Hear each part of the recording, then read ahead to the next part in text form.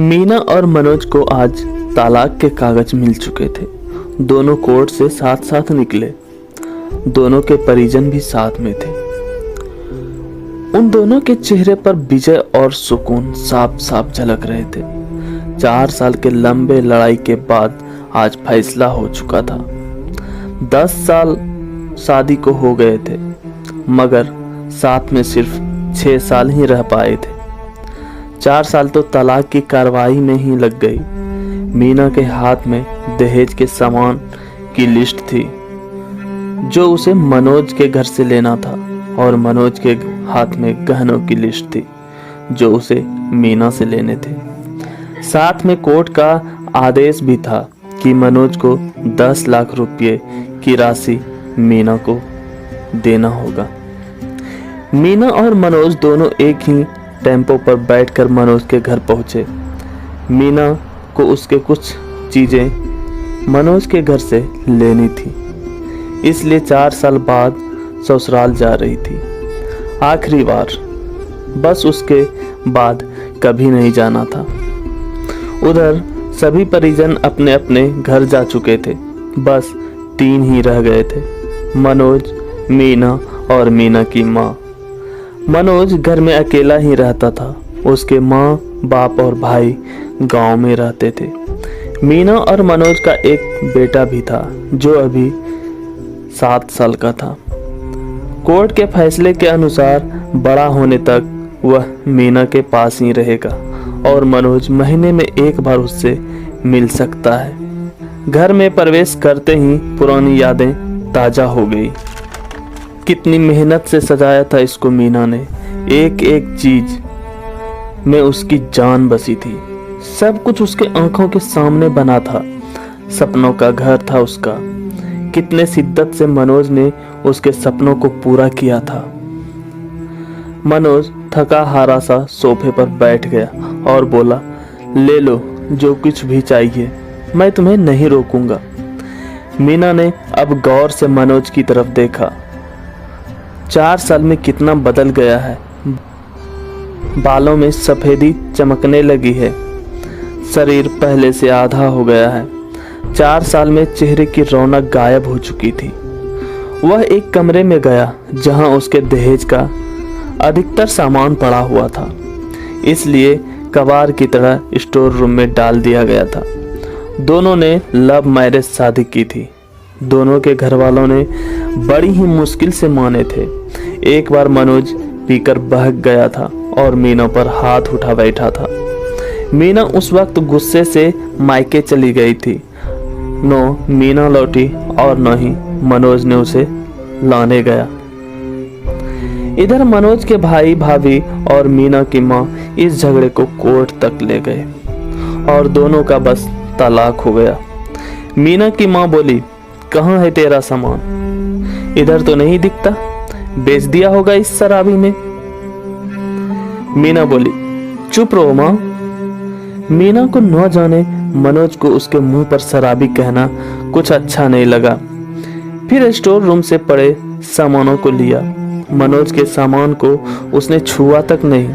उसके बाद मीना ने मनोज को गहनों से भरा हुआ बैग पकड़ा दिया। मनोज ने बैग वापस मीना को दे दिया और कहा, रख लो, मुझे नहीं चाहिए, काम आएगा तुम्हारे मुसीबत में।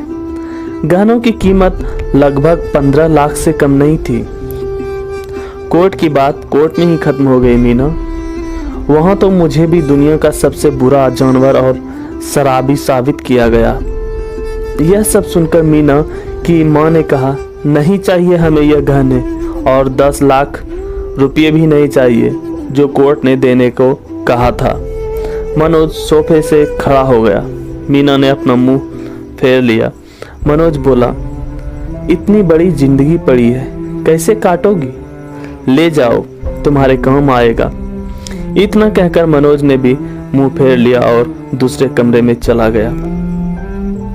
मीना भी मनोज के पीछे पीछे उसके कमरे में चली गई। वह रो रहा था, अजीब सा मुंह बनाकर। मीना ने उसे पहले रोते हुए कभी नहीं देखा था। आज पहली बार उसने रोते हुए देखा उसे रोता देख मीना को बहुत बुरा लगा। फिर मनोज ने उससे कहा, इतनी फिक्र थी तो क्यों दिया तलाक? मीना बोली, मैंने अकेले नहीं दिया, तुमने भी दिया तलाक। दस्तखत तो तुमने भी किए, माफी भी तो मांग सकते थे।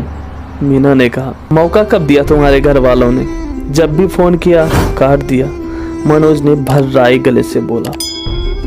मीना कहती है, घर भी तो आ सकते थे। मनोज बोला, हिम्मत नहीं थी। उसी वक्त वहां मीना की माँ आ गई। वह मीना का हाथ पकड़कर उसे बाहर ले गए। माँ बेटी वहां बाहर खड़ी गाड़ी का इंतजार करने लगी। मीना के भीतर कुछ टूट रहा था, दिल बैठे जा रहा था, वह सुन पड़ते जा रही थी। मीना को मनोज के साथ बिताए हुए पुराने दिन याद आने लगे थे। तभी उसकी नज़र सामने एक तुलसी के सूखे पौधों पर पड़ी। कितनी शिद्दत से देखभाल किया करती थी वह, नहीं तो शायद तुलसी के पौधों पर भी पानी कभी नहीं पड़ा। उसकी घबराहट और बढ़ी और वह घर के भीतर चली गई। उसके माँ ने उसे पीछे से पुकारा, मगर उसने उसे अनसुना कर दिया। मनोज बेड पर उल्टे मुंह पड़ा था। एक बार के लिए उसे उस पर दया आई, लेकिन वह जानती थी कि अब सब कुछ खत्म हो चुका है, इसलिए उसे भावुक नहीं होना है। उसने अपने कमरे को देखा, कहीं कहीं तो मकड़ी के जाले झूल रहे थे। कितनी नफरत थी उसे मकड़ी के जालों से। कुछ देर बाद उसकी नज़र दीवार पर टंगी कुछ फोटो पर पड़ी, जहां वह मनोज से लिपटकर मुस्कुरा रही थी। कितने सुनहरे दिन थे वह। इतने में उसकी माँ फिर आ गई।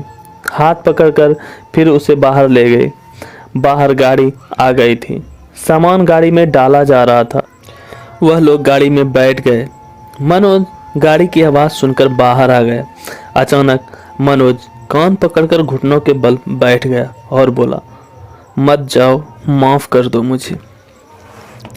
मीना यही सुनने के लिए तो पिछले 4 साल से तड़प रही थी। सब्र के सारे बांध एक साथ टूट गए।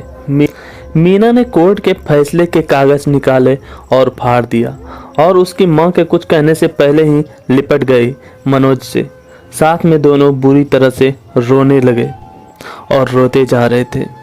दूर खड़ी मीना की माँ समझ गई कि कोर्ट का आदेश दिलों के सामने ज़्यादा कुछ नहीं। तो दोस्तों, अगर माफ़ी मांगने से ही रिश्ते टूटने से बच जाए तो माफ़ी मांग लेनी चाहिए। हमें उम्मीद है कि आपको ये कहानी ज़रूर पसंद आई होगी। अगर इस कहानी ने आपके दिल को थोड़ी सी भी छुआ हो तो इस वीडियो को लाइक ज़रूर करें, और ऐसी ही कहानी सुनने के लिए आप हमारे channel A to Z story को सब्सक्राइब कर लें, और हाँ, बेल आइकन प्रेस ज़रूर करें, ताकि जब भी मैं कोई कहानी अपलोड करूं तो उसका नोटिफिकेशन सबसे पहले आप तक पहुंचे।